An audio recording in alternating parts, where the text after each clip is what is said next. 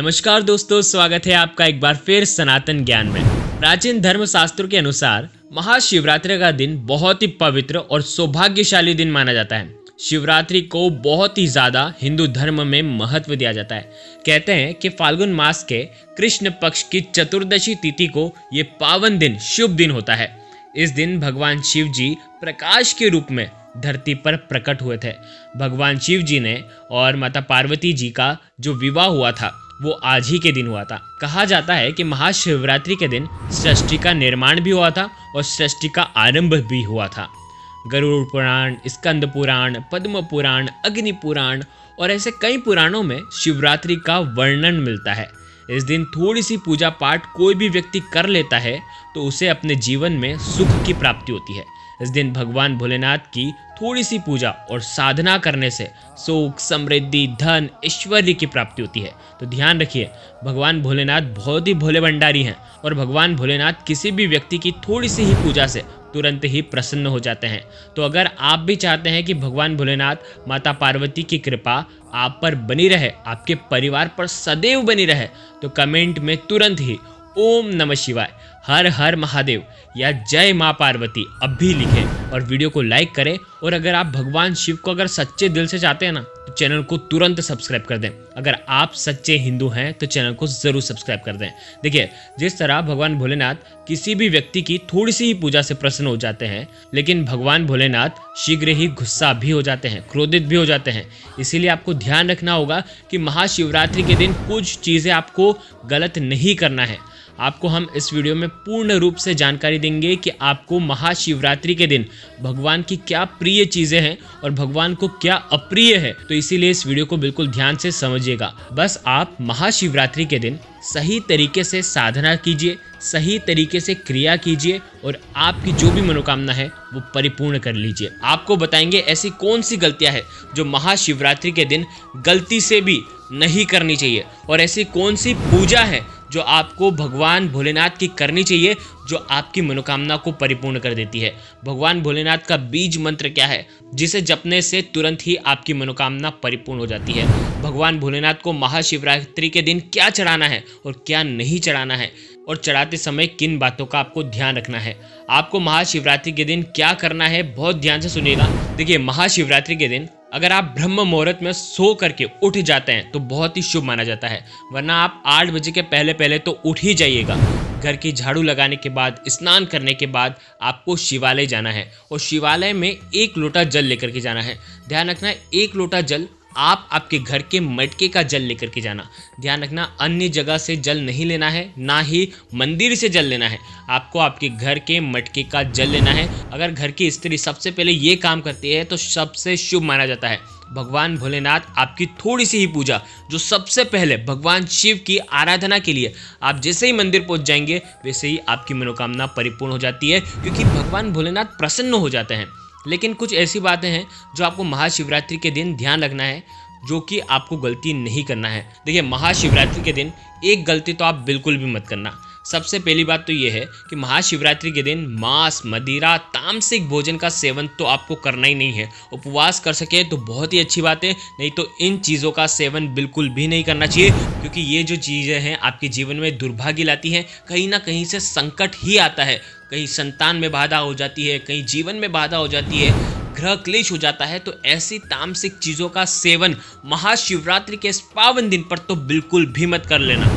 महाशिवरात्रि के दिन दाल, चावल, गेहूं से बने पकवान बिल्कुल भी नहीं खाना चाहिए। साथ ही साथ इस दिन फल या तो चाय का सेवन करना बहुत ही शुभ माना जाता है। तो अगर आप चाहते हैं कि भगवान भोलेनाथ की कृपा आपके और आपके परिवार पर सदा बनी रहे तो महाशिवरात्रि के दिन थोड़ा सा आपको दान करना है। कुछ भी दान कर सकते हैं, चावल का दान कर सकते हैं, कपड़े का दान कर सकते हैं। अगर आप महाशिवरात्रि के दिन दान करते हैं तो साक्षात आपको महादेव आशीर्वाद प्रदान करते हैं। महाशिवरात्रि का दिन बहुत ही पवित्र माना जाता है, सौभाग्यशाली दिन माना जाता है, कल्याणकारी दिन माना जाता है। इस दिन आपको गलती से भी अपनी पत्नी के साथ कोई भी शारीरिक संबंध नहीं बनाना है, ब्रह्मचर्या का पूर्ण रूप से पालन करना है। अब हम आपको जो जानकारी देने जा रहे हैं वो जानकारी महाशिवरात्रि के दिन पूजा करते वक्त आपको किन चीज़ों का ध्यान रखना है, कौन सी चीज़ें भगवान भोलेनाथ को चढ़ाना है। इसीलिए इस वीडियो को बिल्कुल अंत तक बिल्कुल समझिएगा कि किस प्रकार से क्यों नहीं चढ़ाते हैं हम ऐसी चीज़ें। देखिए, हम सभी जानते हैं सबसे पहली चीज़ ये है कि तुलसी जी कभी भी भगवान शिव के ऊपर अर्पित नहीं होती है। साथ ही साथ भगवान शिव का चढ़ा हुआ जल कभी भी आपको तुलसी जी में अर्पण नहीं करना है। यदि आपके घर में शिवलिंग है, जो आप महाशिवरात्रि के दिन ही आप जिसकी पूजा करते हैं, तो आप शिवलिंग के ऊपर जो भी जल चढ़ाएंगे वो जल आपको भूल से भी तुलसी जी में अर्पण नहीं करना है। महाशिवरात्रि के दिन क्या किसी भी दिन आपको ये नहीं करना चाहिए। देखिए, आप लोगों ने देखा होगा सिंदूर का जो इस्तेमाल होता है वो सुहागन औरतें करती हैं। सिंदूर जो होता है वो हनुमान जी महाराज को चढ़ाया जाता है। सिंदूर का इस्तेमाल कई पूजाओं में किया जाता है, लेकिन आपको बता दें भोलेनाथ को आपको सिंदूर अर्पण नहीं करना है भूल से भी। अगर आपने सिंदूर अर्पण कर दिया ना तो इससे दुर्भाग्य होता है, आपका जीवन दुर्भाग्यशाली होता है और सिंदूर का इस्तेमाल कभी भी आपको नहीं करना चाहिए। ध्यान रखना, महाशिवरात्रि के दिन हल्दी का उपयोग भी आपको भगवान के ऊपर नहीं करना है। हल्दी जो होती है भगवान विष्णु को प्रिय होती है, माता लक्ष्मी को प्रिय होती है, इसीलिए हमारे पवित्र हिंदू धर्म में हल्दी हम भगवान शिव को अर्पित नहीं करते हैं। ध्यान रखना, महाशिवरात्रि के दिन स्टील के पात्र में ही कच्चा दूध लेकर के जाना, तांबे के लोटे में कच्चा दूध मत लेकर के जाना। अगर आप ऐसा करते हैं तो आपके जीवन में मान सम्मान की हानि होती है। यदि आप स्टील के लोटे में कच्चा दूध लेकर के जाते हैं तो इससे आपके जीवन में तेज की वृद्धि होती है। देखिए, अब हम भगवान भोलेनाथ को कौन सी चीज़ चढ़ाई जाती है वो जान लेते हैं। गन्ने का रस। अगर आपको कहीं से भी गन्ने का रस मिल जाता है ना तो आपको गन्ने के रस से भगवान का अभिषेक करना चाहिए। गन्ने का रस से अभिषेक करने से आपका दुर्भाग्य दूर होता है और आपकी किस्मत चमक उठती है। ध्यान रखना, महाशिवरात्रि के दिन गन्ने का रस यानी कि सबसे सर्वोत्तम और सबसे प्रिय, भाग्य को उदय करने में जो सबसे लाभकारी होती है वो होता है गन्ने का रस। ध्यान रखना, गलती से भी नारियल पानी मत चढ़ा देना। बहुत सारे लोग करते हैं कि नारियल पानी चढ़ा देते हैं। पुरानी कथाओं के अनुसार अगर कोई भी व्यक्ति नारियल का पानी भगवान शिव के ऊपर अर्पित करता है तो बहुत ही अशुभ होता है, उस व्यक्ति के जीवन में दारिद्र्यता आती है। देखिए, शिवरात्रि के दिन जब आप भगवान शिव के ऊपर चावल अर्पित करेंगे या कोई भी अन्न धन आप अर्पित करते हैं तो ध्यान रखना, खंडित नहीं होने चाहिए, अखंड नहीं होने चाहिए।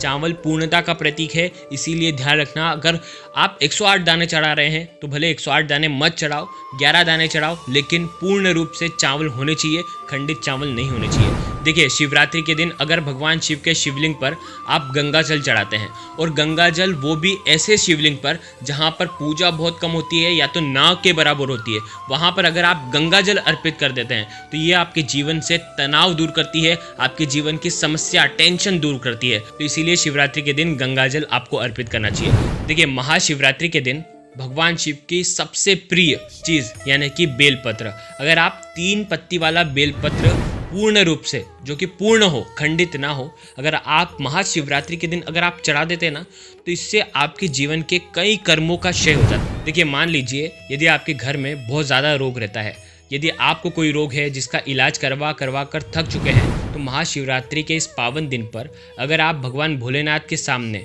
आपको 1008 बार ओम नमः शिवाय या श्री शिवाय नमस्तुभ्यम का जाप करना चाहिए। साथ में एक धतूरा लेना है और धतूरे के ऊपर शहद लपेटना है, मतलब शहद के अंदर धतूरा हो जाना चाहिए, यानी कि धतूरे के ऊपर पूरा शहद लग जाना चाहिए। और 1008 बार ओम नमः शिवाय या श्री शिवाय नमस्तुभ्यम का जाप करते हुए, रोग मुक्ति की कामना करते हुए, बीमारी मुक्ति की कामना करते हुए, आपको कुंदकेश्वर महादेव का स्मरण करते हुए यदि आप ये धतूरा भगवान शिव के ऊपर अर्पित कर देते हैं तो इससे आपके जीवन में जो भी रोग है, आपके घर में जो भी रोग है, वो सब दूर हो जाता है। देखिए, भगवान शिव को शिवरात्रि के दिन आपको आंकड़े के फूल अर्पित करने चाहिए। अगर आप आंकड़े के फूल अर्पित करते हैं भगवान शिव को तो आपके जीवन में अचानक धन की प्राप्ति होती है और आपको भौतिक सुखों की प्राप्ति होती है।